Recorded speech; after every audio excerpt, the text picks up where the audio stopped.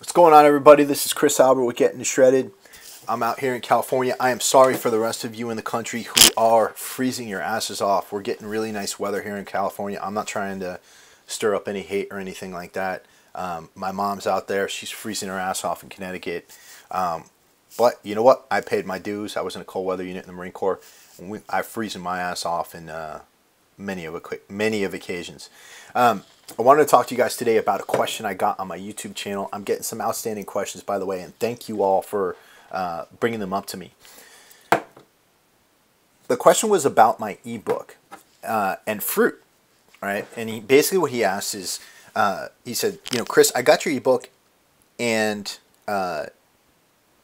you recommend eating fruit quite often.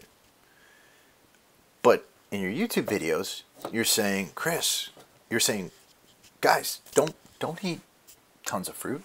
Eat it sparingly. What are you getting at, Chris? What's going on? I'm talking to myself in the computer here. Here's the deal. In Getting to Shredded, the first phase, for those of you who haven't read the book, the first phase consists of what I call a metabolic recharge. The metabolic recharge is based off of an idea of our evolution. Okay? Basically, what happened with us thousands of years ago, when we were starving, we developed a tendency to hold on to fat. Okay? What happens is we raise hormones in our bodies when we're under stress, and a starvation situation, or today translated to where we're not eating and we're at work and we're stressed out, and we're not getting the nutrients that we need. Our bodies are trained to produce hormones, stress hormones, that will cause us to hold on to fat.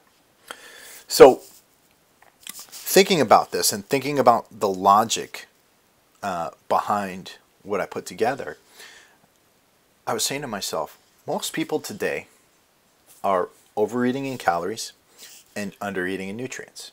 Okay? So they might be getting the calories they need to sustain themselves or even put on a lot of weight, but they're not necessarily getting the micronutrients that they need in order to do this. So my answer to this was this. I'm going to create a diet where the first phase, you are nourishing yourself. You're nourishing your system, right? Because if you're not nourished and you are starving, maybe not starving in calories, but starving in nutrients, then if you jump into a caloric deficit, then you have the potential to shut your system down and keep yourself from burning fat, which is what we're looking to burn. So what I recommend is 10 days where you're eating several servings of fruit throughout the day, and you're eating a good amount of carbohydrates and eating a very good amount of protein. That way, in addition to a multivitamin and several other micronutrients and things like that, but that way, your body will be prepared when you do reduce calories to burn fat. After that 10 days, we start to remove the fruit. We start to take it away. Okay? And what we do with it is this. We say, we're taking those carbohydrates away. Insulin is no longer running through our bodies. And a funny thing about insulin is it blocks a particular hormone called growth hormone. Growth hormone helps us to metabolize fat and build muscle. And so when you take that fruit away and you reduce your carbohydrate, it starts to release that awesome hormone and creates a glorious cycle where you are going to start to turn your metabolism on and really be able to burn as much fat as possible. Okay?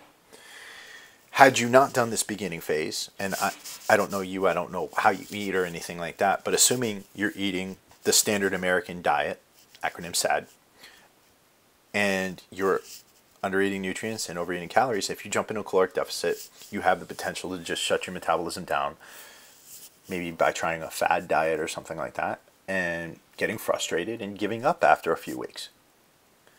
So that was my logic in the book. Now, for those of you who are not following my book, because I don't want to just speak to people who were buying my book, I want to speak to all of you. if you are over 15% body fat, or especially if you're over 20% body fat, my recommendation is to eat fruit sparingly, to eat carbohydrates in general sparingly, because you're not going to be able to handle those hormones. Okay? You're not going to be able to handle those carbohydrates and the amount of insulin that's going to be pumping through your body, right? Because if you're getting upwards of 20 to 25% body fat, that definitely signifies some sort of insulin resistance and signifies that your body is not processing those carbohydrates the correct way. So again, if you're not following my book, or if you're not following my particular program, then I don't recommend fruit that much. I recommend it very sparingly. If you do follow my program, remember that phase 1 is only supposed to last 10 days. Okay? It is a temporary state where you are nourishing your body and preparing yourself to burn fat, getting your body ready for the great weight loss that it's about to experience, right? Because otherwise, your body is going to fight back. It's going to give you the middle finger, and it's going to say, I don't know what you're talking about. I'm going to hold on to this fat. You're stressing out. You're doing all this work on the treadmill, burning calories and shit like that. I remember this. I remember back when we were starving in the caves. I'm going to hold on to this shit. So that's my answer to you. I hope that was clear. And again, I love all the questions I'm getting from everybody. And please, like I said, hit me up. Put your comments below. Email me, gettingtoshredded@gmail.com. And if you're interested in looking at my ebook, look at my ebook. If not, absolutely fine. I'm still here giving you advice. And I will continue to give you as much advice as possible. All right? Take care. Have a good night.